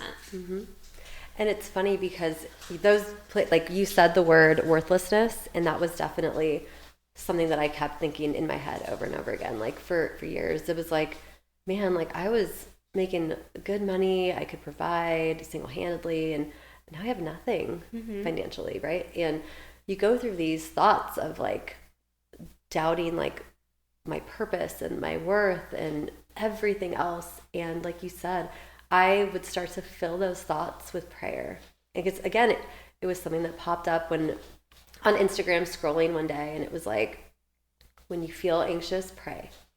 And so I started to have this like almost like a friendship conversation with God. It was like every time I had these thoughts of worthlessness, it was just say a prayer and you would feel better. You would. You just, it's almost like you can feel him. Yeah. if you don't pray, though, that void is going to be filled with garbage, because that void is going to be, that's when the devil sees it and he says, this is my time. Yeah. It's my time. And then you get all these thoughts, and it's like, you got to fill that with prayer. It's like the same thing when I couldn't sleep at night. You'd wake up in the middle of the night and they say, just pray. It's God's way of telling you. Yeah. Pray. I experienced the same thing. Yeah. And so I would just turn on worship music too. Sometimes, like, what do you pray? You've been praying for the same thing over and over. It's just like, and you're just crying so much. So sometimes it's like, fine, I'm just gonna put I don't want to pray. I don't even know what to say. Let me just put worship music on. Yeah. And sometimes it's totally fine. I mean, because it is prayer. Tears are prayers. It says so in scripture, he collects our tears. Yes, absolutely. And sometimes, sometimes I'll just say a prayer and just tell God, just read my heart, Lord. Read my heart and tell me what I'm missing here. Tell me what path you want me to be on. Just read my heart. I don't have the words right now, but just read my heart, and please let me know what's on my heart. Yeah. It's simple like that. I mean, you don't have to even say anything. And sometimes, like, there was another reel or picture that had gone around, and it was just like tears on a paper, and it was like, sometimes this is the best prayer. Yeah. And it's true. Like, you don't always have to have the right words, and it's so healing just to turn to God. And Jesus understands exactly how I feel. How we all feel, because he's felt it. Yeah. The shortest verse is he wept in John. Mm-hmm. So he knows. Yeah. That's why he chose to come as a man, to experience human emotion and human tragedies and suffering. And he did it willingly, knowing what the end result was going to be. We are so lucky. And it's sad that people don't believe. I read somewhere that it said, with other religions, it's how can we get closer to God? How can we please him and get to him? Mm-hmm. But with Christianity, it's all about how God came to us. Mm-hmm. He wants the relationship with us. Mm-hmm. He came to us as a human to build relationship and to save us. Yeah, absolutely. And that's what he continues to work. It's that same God that parted the sea. He's still here. He's still with us. I mean, how many times did you go, throughout this process, did you have moments of like, well, this is it. This is the end. Like, this is nearly impossible. Yeah. Oh. And then he'd open the door just out of nowhere. Yes. I'm telling you, there are days where I have prayed, and I will just chalk it up to even recently with my board of rights. I have a new board coming up in 2 weeks. And with the writ, the department was saying, like, you can have your new hearing, but we interpret it differently. So you can't have witnesses. You can't have new evidence. They're just going to reconvene and decide. Mm-hmm. And it was like, so what is the point of all this? Yeah. So they're going to come together and say, okay, we think you should still be fired. Cool. So, I remember praying and I said, God, why did you bring me this far for nothing? Yeah. And I am not joking. The next day, Nicole and I sat down we called each other to start doing a motion. And she gets an email from the board member and says, we're going to allow the evidence. See what I mean? And I'm like, oh my gosh. Like, it was the same with my hearing too, because I didn't have Nicole. She was not working. My rep was so I feel so bad. He was so stressed out. What are you doing to me? It was the week before the hearing. And I woke up and I felt it in my spirit to fast. And I was like, no, I don't want to do that. Like, I really want coffee. I got to work. I got out of my car and I heard the word fast. I was like, I really don't want to do this right now. Like, honestly, I'm so hungry. Okay, fine. So I decided to fast. And because I took my Bible to work. It was a really chill job. So I was reading scripture. And I remember there was like an hour commute home. And I remember I just laid it all in front of God. I said, look, I have no attorney.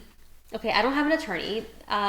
I had spoken to a league attorney prior. She wanted like $10,000. And I was like, no, I can't. Yeah. I was like... Yeah, I have no job. I'm making no money, but exactly. Let me pay you $10,000. There's a story with that too, on how God is good. Yeah. So I told God, I really wish Nicole was here. I still have my rep. But I just know that you brought my rep and Nicole in my life for a reason. You chose them to help me out for a reason, because they were the same ones that helped me on the use of force. Mm-hmm. but Nicole's not here anymore. Like, what am I supposed to do? And so, I broke my fast. I said thanks, and I just trusted God. The next day, Nicole freaking calls me, and she's like, I'm back. Like, are you still going through this? Like, let me help you. Oh my gosh. That is God. 100% God. And then with that lawyer, so that attorney, I was told she's ready to help, right? And so even she was like, they can't fire her for sick time. What are they doing? Like, what are they, it got my hopes up. But then when she called me, she was so standoffish, and I just didn't feel right. Yeah. Not because she was standoffish, but something in my spirit said, this is not a good fit. Yeah. Don't do it. And then she quoted like $10,000. Like, how can I? And something told me she's purposely quoting you high so you don't hire her. I'm like, fine, whatever. Yeah. So fast forward, Nicole's back. We're talking. My rep finds out that attorney was the one that represented my ex-boyfriend. Oh. Wow. Yeah. Oh my God. That's God why it didn't work out. Yeah. He heard your prayers and he was like, I got you, girl. I got you. Like, do you see how he's moving even behind the scenes? Yes. Yes. It's all the stars aligned for you, and that was his work. And the spiritual warfare that I'm sure that you have encountered too. Oh gosh. The devil screams loud when he's losing. Every time I was nearing my hearing date, I would either get really horrible demonic dreams. There would be random knocking outside my door. My dogs would lose their minds. And then it's like we would get bad news. Every time we got good news, the same pattern would start. And I would always either I would feel pressure at work, or it would be very stressful. And then my mom would be stressed out because she's like, someone keeps knocking on the door, but there's nobody there. The dogs would freak out. I would have horrible sleep paralysis. Oh my gosh. And this was every time I was gonna open that door. Yeah. It's like something was delaying it, or something was there's a lot of resistance. Yeah. That's only telling me that we're going down the right path. Yeah. Maybe we are meant to be back on the job, but something is resisting. Yes.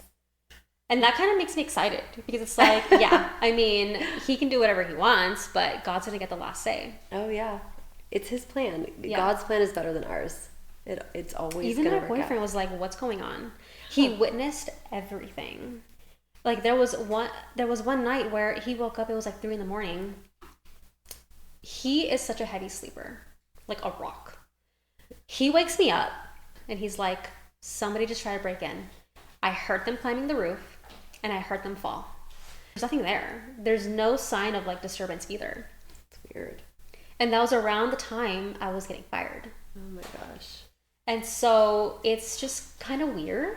Yeah. It's not a coincidence. No. A lot of heavy warfare. Yeah. But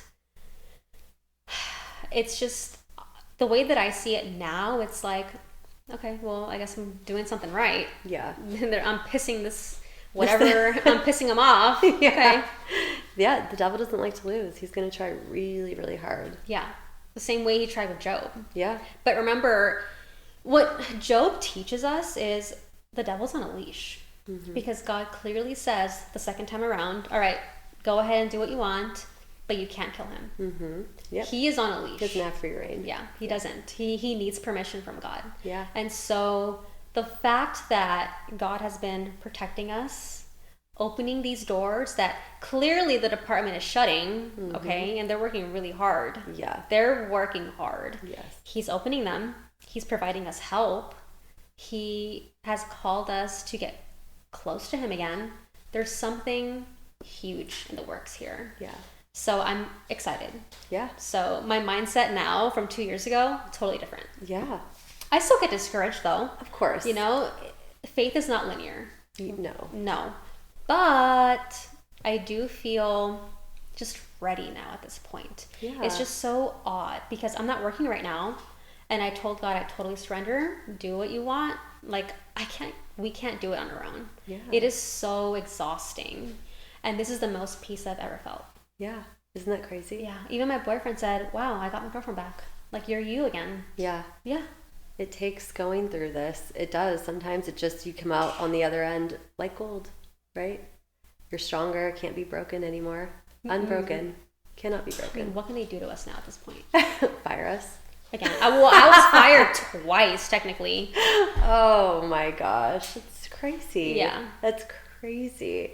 It's like, I joke about that all the time. Like, when I first started telling my story and I was like, oh, I'm not really painting the department in a good light. It's like, well, what are they going to do to me? Fire me? I'm already fired. I mean, we're all we're doing is talking about what we've gone through. Yeah. What we've experienced. Yeah. And other people have experienced it too. And it's not like we're just out of the blue, like we're not unicorns. Like this happens quite frequently. But not everybody had the blessing to talk about it for Right. whatever reason. Right. Right? Oh, not everybody can talk about Oh yeah. what they've gone through because, I don't know, maybe they were afraid. I don't know. Yeah. People are afraid to come forward. And I think that's why the department wins so frequently. Or not just the department, but like departments, that they are so used to getting away with it and people don't fight back. I mean, I've had people tell me like, you know, like your podcast like gave me some courage to like come forward. Like maybe I should try to like fight back. But I'm like, it's been 5 years. Like that's the downside of it, right? Like you only have 2 years to make a lawsuit, and for a writ, it's even 90 days, I think, to file a writ. Yes. So there's, you know, they don't have the strength and they find it later, but hey, it's a little too late for that, but maybe there's something else that's in store for you. But I think that departments and different agencies are so used to getting away with it that they continue the pattern. And there's not many people that are not afraid, right? I mean, it's scary. It's hard. It is. You probably, I mean, I've had my days of like, oh my gosh, like, am I putting a target on my back? Even though, like, I still have this, we like... already have that target. Right. That's why the enemy's coming after us. Yes. It's scary because it's like Goliath almost. This is our Goliath. Mm-hmm. Because Absolutely. this is like the best of the best, right? LAPD. Yeah. Like they can do no wrong. Yeah. And that's why I feel so many people think you must be guilty because they got rid of you. Mm-hmm. No. Yeah. Well, I like that more stories. I mean, it's sad that there's more stories, but I like that more stories are coming out about it because it's like people label us as like crazy or like, you guys are just liars. Like, I don't believe you, you're a liar. It's like, oh, okay. I mean, I've heard, like, it's just like the LAPD comments, like you can tell who's LAPD when they comment on it, right? It's like, okay, like you're not slick. Like we know that you're LAPD by your verbiage or whatever. But it's like I've gotten into arguments with people I don't know that will DM me and like, oh, you commented on this and you don't even know anything about the case. And I was like, oh, really? I'm like, different cases, like, and I'm like, well, it's funny because I've read the entire investigation. So tell me what your version is. Well, I don't really know the whole story, but I heard blah, blah, blah. I'm like, It's just noise. It's just typical noise. LAPD, like you hear this stuff, but you don't really know. You just think it's like cool to call them a liar. You know, it's like, oh, she's crazy, she must be a liar. And everybody else says she's a liar, so she must be a liar. Yeah. It's such a toxic place. And I think that God definitely removed us from the toxicity to give us this bird's eye view of just how bad it is there. Yeah. And not to get sucked into that because you do get sucked into it. I mean, I'm telling you, like 12 years at that place, you get sucked into it. Yeah, I believe it. You start to like say bad things about other people or you believe the other things like, oh my gosh, like I've been on the other end of it. Like, I'm not going to sit here and say I'm perfect. I've been on the other end where you hear about people getting relieved of duty or, oh, they're in trouble or they're on they're riding the pine. Like they're benched right now. Like, and you get this like, oh man, I wonder what they did. Like you still have, it's like, I remember. It's like, oh, like, ooh, like do? They're in trouble. And like, then you go through it and it's like, wow, like now you go back and it's like, I feel, that's why whenever I hear stories, like people send me stuff all the time. Like my first thought is no longer like, ooh, I wonder what they did. It's like, is this true? Yeah. How true is this? Like, or that's like, my first thought. Are they okay? Yeah. Like I want, and I've done that to people where I've seen certain things come out and I know some of them and I'm like, I'll call them and text them like, hey, do you need anything? Like, you don't even have to tell me anything if you just need a friend, if you need somebody to talk to that's been through it.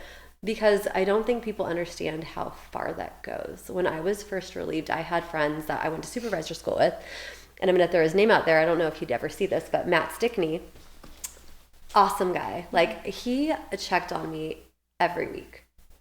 He would send me a text, and we only knew each other from sergeant school. We never worked together. We just knew each other from sergeant school and stayed in touch. And he went through the FI caper with Metro. So really? He went through that and he was put through the ringer. And so he knew what it was like. So he checked on me. He gets it. Yeah. And that went a long way for me. I mean, it really helped. And I had people in the department that checked in, but a lot of them just left because I must have done something to deserve it. Yes, exactly. Or they no one oddly associate enough, with you. Or oddly enough, they like that you're out. Oh yeah. Isn't that weird? Yeah. It's jealousy. It's hatred. It's just that's what fuels. That's what I mean. It's such a toxic place that people love the drama.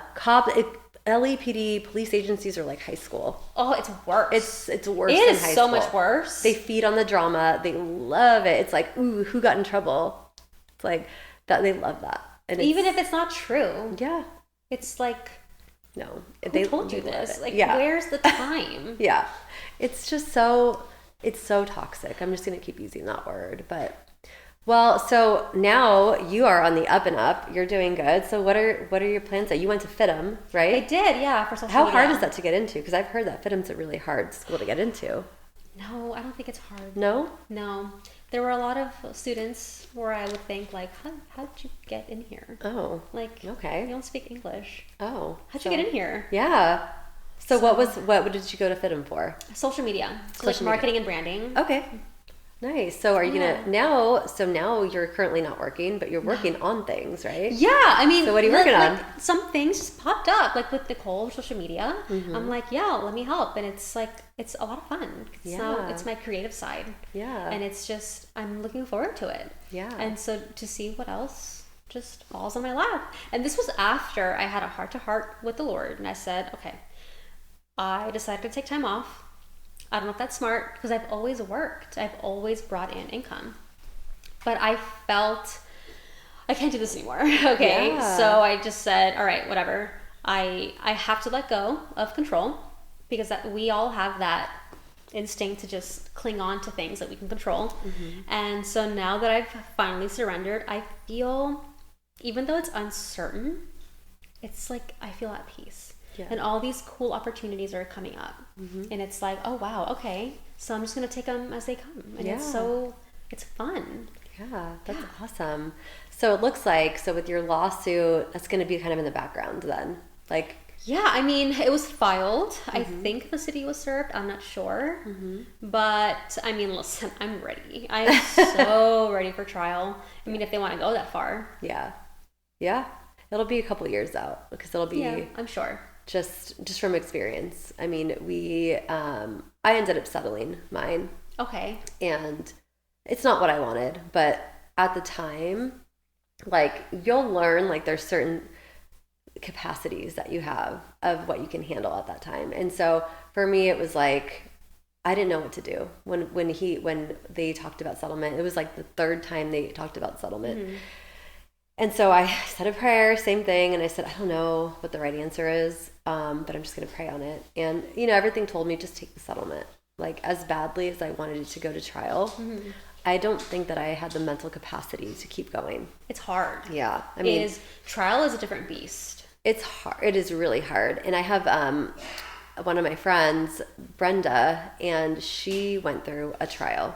And hers was a sexual harassment lawsuit. Ooh. And so she went through the trial, and she had warned me before. Again, like, God places people in your lives at certain times for the right reasons. And she had warned me, like, the trial is really hard. Like, it takes its toll on you because they paint you to be... Yeah, they're going to make you look like... apart. Yeah. I know that they're going to dissect every single text message, everything that was sent. Good.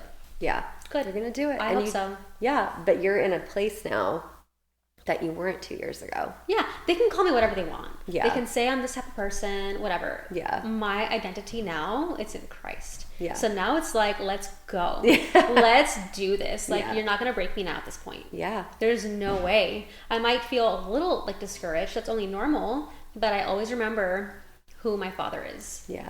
Absolutely. Amen. Always. Amen.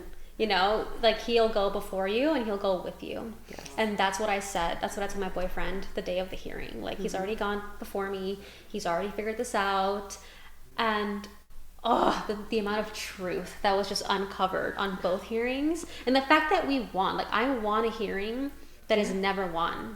Ever. You cannot tell me that was not God. Yeah. You can't. 100% it was God. So amazing. Yeah. Well, I mean, it looks like...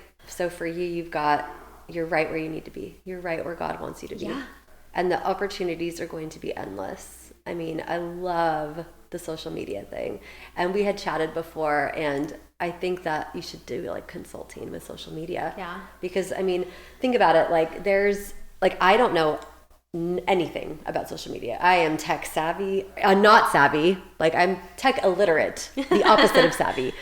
You know, people need people like you, right, to run their businesses or to give them ideas. And I think like that is kind of the hard thing when you start to look as a business owner, you start to look for people. It's like, well, we'll take over your whole business, but that's so time consuming when it's just you by yourself. Yeah. But yeah, I think like a consulting firm for you is like gonna do. We'll see. And awesome. I truly think that the Lord will tell me which path to go. Yeah. You know, at least but it also feels like this is kind of not final. Like he's opening doors, but in the end, it's all going to play in together. Yeah. Isn't that kind of, it's weird. Yeah. But I can feel it. Yeah. Like I have no idea, and everything is so like uncertain. I don't know what the future looks like, but we know who God is. Yeah. And it's like, that does bring peace. Yeah. It does bring a lot of peace. It takes a while to get there though. I mean, it's like you said, it's not linear for sure. And it's like you have your moments of doubt and just fill it back with prayer and God. And especially in the beginning, it's really, really hard because all you see is just all this darkness and all this like trauma that you've gone through. And then you hear rumors about yourself. And then it's like, how did it get this bad? Yeah. At what point did it just fall apart? Yeah, no, absolutely. And you had mentioned that one thing that helped you was fasting. So tell people about fasting. So if that's a tool that somebody else could use. I mean, I'm new at it. And it was so intimidating because it's weird. When I'm not trying to fast, I won't eat until like 4 p.m. and it's no big deal. Yeah. But the moment you decide to crucify your flesh, now all of a sudden it's like you're so hungry and you can't, it's like the warfare is real. Yeah. And that's when you know this is the truth. This means something. Yeah. And so for me, if I need clarity or if I'm just going through something where I'm afraid, like the hearing, I had no idea how that was going to go. Like everyone was telling me nobody wins these and nobody ever gets their job back. Like you're not going to win this. Like even my rep was nervous because how could I possibly win? I was hearing all this noise, right? I just wanted to just drown out all that noise and just sit with my Father. So I fasted, and every time I would fast, I would get clarity, or sometimes I would have breakthrough. But it's an intentional moment that I spend with my Father, and I just read scripture, and sometimes his voice is so much clearer. And for me, I would get breakthroughs, and it's like, oh wow. And I feel like those are reminders where it doesn't matter what people are telling you, even if they're experienced in this area and they've never seen it happen before. Like, I won. Yeah. I won. Yeah. You know? did. And I feel like it's because I completely depended on him and I handed it over to him. I clearly said, you've already gone before me, now you're going to go with me. And I remember when it was starting to get like catty in the hearing, I had my iPad, and so I have a digital Bible too. I started reading Psalms during the hearing. Oh, wow. And that's when it's like, I can feel the resistance. Okay, fine. There's resistance happening right now. Now I'm going to praise. It's in my head, I'm reading it in my head. I'm not saying it out loud, but God still hears you. Yeah. Oh, absolutely. That's so good. Such a great piece of advice. What about any advice that you would give somebody that's at day one of what you were going through? Like, what do you do? I mean, you get relieved of duty and you've been a victim and now they're coming to get you. What advice would you give to somebody? That's a good question. Because I don't even know. Yeah. Like, you can't tell someone, you can't give them advice when it is the hardest thing. Like, to look at what they did to you. Like, you didn't lie. What do you mean? And it's like final with them. Like, what do you mean? Like, was I gonna get arrested for domestic violence? Like, there's so much going through your head, and then you start replaying it over and over and over. So for me, it's like, just give yourself time, but also get some rest. Yeah. Get some rest. And it's hard because I still have trouble sleeping. Yeah, of course. Because sometimes it's like, how did I get to this point in my life? Yeah.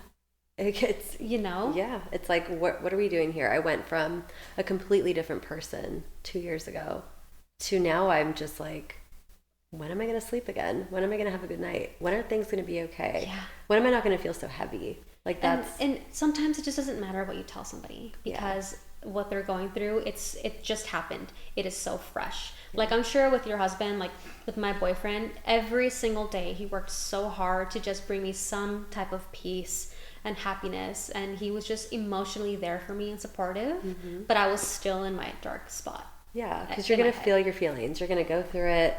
But I think like for me, when I think about like what advice I would give to somebody is allow people to reach out to you. Like, even if you think it doesn't matter, or you think like, I don't want to talk to anybody, because being alone is the worst thing you can do for yourself when you're in that stage. So my advice would be just surround yourself with your family, your friends. And if you don't have any family or friends, like if you are that person that is stuck in this lonely journey that can't reach out to anybody, like reach out to somebody on social media that can relate. You know what I mean? It's like I've had literally people reach out to me after the podcast and tell me like, I don't have anybody, but your podcast like made a difference in my life and it's making me want to live another day. And so I always say like, my DMs are open. Like of course I get the crazies and all the, whatever it comes with, it's with part of the job, right? But it's like, we don't turn away from our brothers and sisters. And if they're reaching out because they need somebody to listen to them, be there. And I would say like anybody going through it, if you don't have anybody, like reach out to somebody, like a social media person or a counselor, or go to a church, talk to a priest, talk to a pastor at a Christian church. I mean, there's so many places to go, but I think the number one advice I would give somebody is not to be alone, because when you're alone, it gets very dark and lonely. I don't know if that would This is also kind of cheesy because it's like, not everyone shares the same faith, but also, I mean, God does meet you in the trenches. Oh yeah, 100%. And sometimes you have to hit rock bottom, but then you're like, oh, you're the rock at the bottom, and now he's going to lift you up. Yes. And it's like, I think people would be surprised if you just open your hearts to God. He's right there. Yeah. And then once you start going through this process and going through this journey, you're going to start to see like, oh, whoa, like God was like there like last year. Yeah. That's why this happened. You start to see him in everything. Yeah.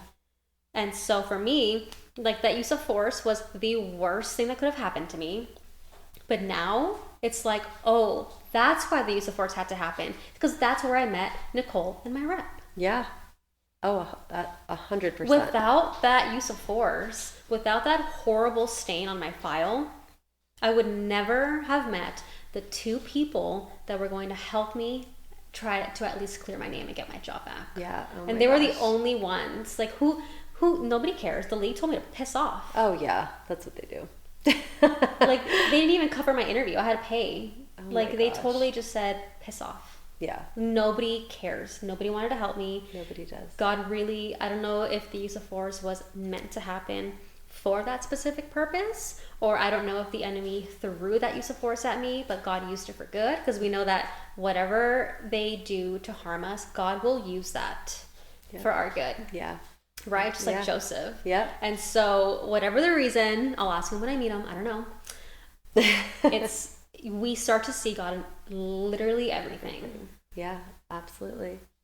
Well, I think it's really good information for people that really need it and are on that fence of like, do I believe or do I not believe? Has God left me or is he still here? And I think it's just such an important to be, and it's also brave to come out. I mean, we've had like an hour and a half of conversation about God. I mean, like you said before, like 10 years ago, would you have thought that you'd be talking about God on a podcast? No. It's never. Like, and I think I love seeing this trend in the world of people more and more willing to talk about God and be strong in their faith. because that's what our job is.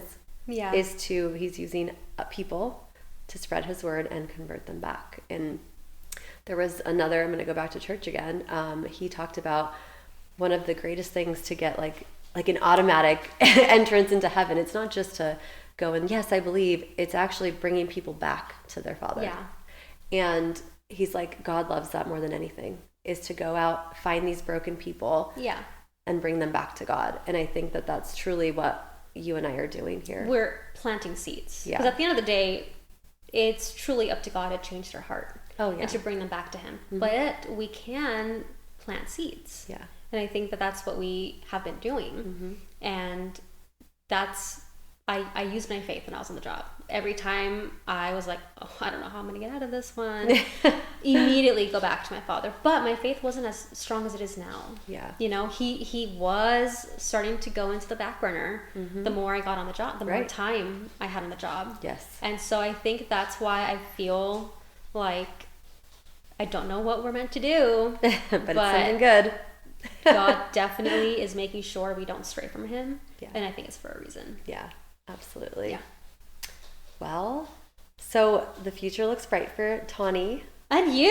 Yeah, it's going to Yeah. be great. I'm Yeah. excited. Thank you for being my first guest ever. Oh, it was such a pleasure. Yeah, such a good conversation. So we'll have to look out for your new business ventures and stuff. And stay tuned. You know, it'll be so awesome. And the Lord is going to continue to do good things through you. I mean. And you with this platform. Yeah, absolutely. Well, is there anything else that you want people to know or anything that we didn't touch on? I think we talked on a lot of things. we touched a lot of topics. Yeah. I think, We got them covered. Yeah. I mean, if the chief wants to call us, we're available. You're not blocked yet, so you're good. Phone's open. Yeah, IA. Yeah, absolutely. Well, thank you, Tawny. It was Thank a pleasure. you for having me. It really was. It was the best time ever. Thank you. All right, we did it. Technical difficulties.